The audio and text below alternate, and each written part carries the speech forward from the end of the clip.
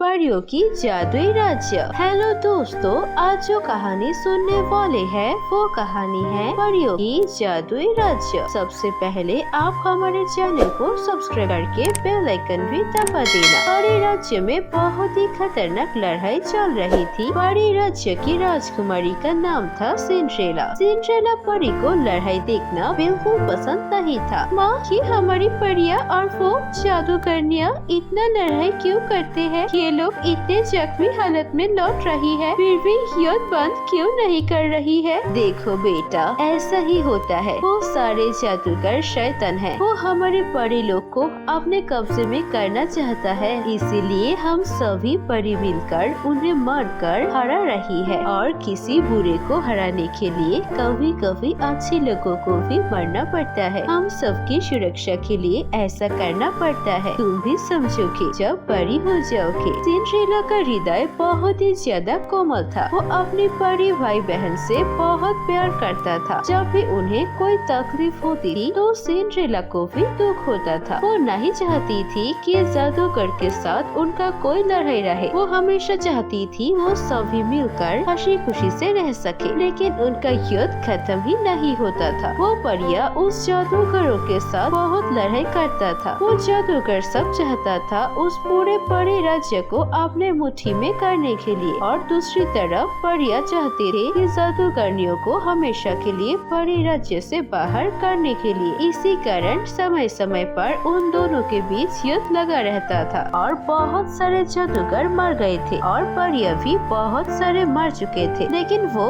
कोई भी युद्ध करना नहीं छोड़ता था। ये बात सिंड्रेला को समझ में नहीं आती थी। ऐसे ही कुछ समय बीत जाते हैं। आसपास की चीज को देख के उसे पता चलता है कि सारी परियां अच्छी नहीं होती है, जैसे कि उसकी दसिया सिंड्रेला से असल में प्यार नहीं करते थे। वो सब नाटक करते थे। एक दिन उसकी दो दसिया बात कर रही थी, तभी सिंड्रेला बाहर जाकर सब सुन लेती है। तुमने देखा सिंड्रेला कैसी है? वो बिल्कुल भी खूबसूरत नहीं है और न ही कोई काम आता है उससे। वो एक राजकुमारी बनने की लायक ही नहीं है, लेकिन फिर भी वो राजकुमारी है और इसीलिए हमें उससे अच्छे से बात करना पड़ता है। हाँ, तुम सही कह रही हो। अगर मैं सिंड्रेला की जगह होती तो बहुत अच्छा होता। मुझे देखो, मैं कितनी खूबसूरत हूँ। मैं तो सिंड्रेला से भी ज्यादा अच्छी हूँ। हर काम में मैं एक अच्छी राजकुमारी बन सकती हूँ। सिंड्रेला राजकुमारी बनने की लायक ही नहीं। ऐसे ही वो दोनों बात कर रही थे। सिंड्रेला वहाँ आ जाती है। उसे देखकर वो दोनों फिर से अपना रूप बदल लेते हैं। सिंड्रेला, आप आज बहुत अच्छी लग रही है। राजकुमारी, क्या आप कुछ खाना पसंद करेंगे? हम आपके लिए कुछ खाना लेकर आए। हाँ, तुम बिल्कुल सही कह रही हो। राजकुमारी आज बिल्कुल चांद की टुकड़ा की तरह लग रही है। राजकुमारी, आज क्या आपने कोई नया ड्रेस पहना है? बहुत अच्छी लग रही है आप। सिंड्रेला ये तो टोकलापन देकर चौंक जाती है और सोचती है, आखिर ये परी लोग की परियां ऐसी क्यों करती है? मेरे सामने एक जैसे बात करती है और पीछे से मुझसे नफरत करती है। ये सब सिंड्रेला परी को बिल्कुल पसंद नहीं होती है। एक दिन सिंड्रेला रात को सोचती है, बहुत हो गया, मैं अब इस परी लोक में रहूंगी ही नहीं। ये परी लोक के सभी लोग बहुत बुरे हैं। मेरे माता पिता भी हर वक्त एक दूसरे से लड़ाई करते रहते हैं और कोई भी मुझसे प्यार नहीं करता। सब हमेशा युद्ध के बारे में सोचता है, कोई भी एक दूसरे के भले के बारे में नहीं सोचता। मैं ऐसी जगह जाना चाहती हूँ जहाँ पर सभी लोग अच्छे हो। एक काम करती हूँ, मैं पृथ्वी लोक पर चली जाऊंगी और वहाँ पर ही अपना नया घर बसाऊंगी। ऐसा सोचकर अगले दिन सुबह जब सारे परी सोई हुई थी, तभी राजकुमारी सिंड्रेला कुछ पैसे लेकर साधारण कपड़ों में एक इंसान की तरह बाहर पृथ्वी लोक पर चली जाती है। पृथ्वी लोक पर जाने के बाद वो देखती है पृथ्वी कितनी खूबसूरत है। वहाँ पर कितनी अच्छी अच्छी पेड़ पौधे हैं और पंछियाँ हैं। ये सब देखे वो बहुत खुश होती है, लेकिन कुछ देर जाने के बाद उसे दिखाई देता है बहुत बड़ी बड़ी बिल्डिंग और उसके पास बहुत ही बदबूदार कचरा। ये देख के सिंड्रेला को बिल्कुल पसंद नहीं आता है। ये कैसा देश है वाला? इस देश में इतनी सारी गंदगी क्यों है? क्या कोई इस देश को साफ नहीं करता है? चलो कोई बात नहीं, कम से कम यहाँ के लोग तो अच्छे होंगे। मेरे परी राज्य साफ है, लेकिन वहाँ के लोग अच्छे नहीं है। ऐसा सोच के सिंड्रेला कुछ दिन उस पृथ्वी लोक पर रहना शुरू करती है। वो अपने लिए छोटा सा एक घर खरीदते हैं और वहाँ पर वो अपने साथ लाई हुई पैसों से वो अपना गुजारा कर रही थी। फिर एक दिन अचानक उसे आकाश नाम का एक लड़के से मुलाकात हो जाती है। आकाश भी बहुत ही अच्छे लड़का था, जिसके कारण राजकुमारी सिंड्रेला उसे पसंद कर लेती है और फिर वो दोनों शादी कर लेते हैं। कुछ दिन ऐसे ही वो दोनों खुशी से रहते हैं। एक दिन अचानक सिंड्रेला घर आती है और देखती है उसका पति कुछ जादू कर रहा है। ये देखकर वो चौंक जाती है और पूछती है, तुम ये क्या कर रही हो? तुम ये जादुई मंत्र कैसे जानते हो? देखो सिंड्रेला, मैं तुम्हें बताना चाहती थी, असल में मैं एक जादूगर राजा का बेटा हूँ। मैं उस दूर परी लोक में रहता हूँ। मेरे माता पिता